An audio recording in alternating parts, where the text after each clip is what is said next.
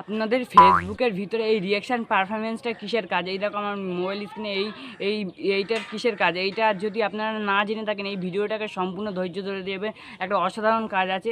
আর এই ভিডিওটাকে like subscribe করে দেবেন। এই ঘোষ লাইফস্টাইলে সবসময় সদা জুড়ে থাকবে, তারা দেখিয়ে দিয়েছে কীভাবে করতে হয়।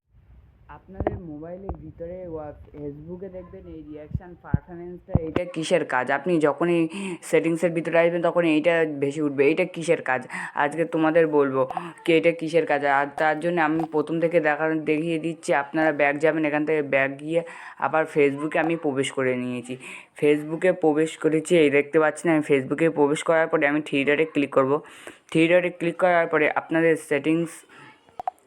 প্রাইভেসিতে ক্লিক করবেন। সেটিংসে প্রাইভেসির উপরে সেটিংস পাবেন, ওখানে ক্লিক করবেন। আমি এই ক্লিক করে দিয়েছি। সেটিং প্রাইভেসির উপরে ক্লিক করার পরে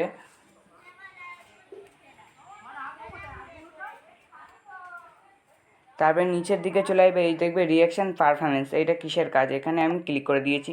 রিয়াকশান পারফরমেন্সে ক্লিক করার পরে আপনাদের এখানে বলছে hide mobile of reaction, hide mobile of reaction. হ্যাঁ, এখানে রিয়াকশান মানে অন পোস্ট ফ্রেম আস্ট। এইটা কিসের কাজ? এইটা আপনাদের যদি আপনারা বন্ধুবান্ধব অনেক সময় রিফেক্টে কতটা রিফেক্ট পাঠিয়েছে, মানে আপনার বন্ধুদের কতটা রিফেক্ট হয়েছে আপনারা এখান থেকে দেখতে পারবেন।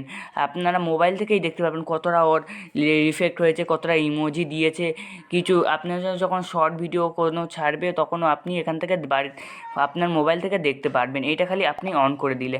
আর আপনি যদি আপনার ইফেক্ট কেউ যদি না দেখতে চায় তাহলে এইটা অন করে দেবেন। আপনার ইফেক্ট অফ হয়ে যাবে, আপনার ইফেক্ট কেউ আর দেখতে পারবে না। এইটা আপনি বন্ধুদের ইফেক্ট দেখতে পারবেন, আর এইটা আপনার ইফেক্ট বন্ধ হয়ে যাবে। ঠিক আছে, এটা এখানে বলে দিয়েছে অন ইউর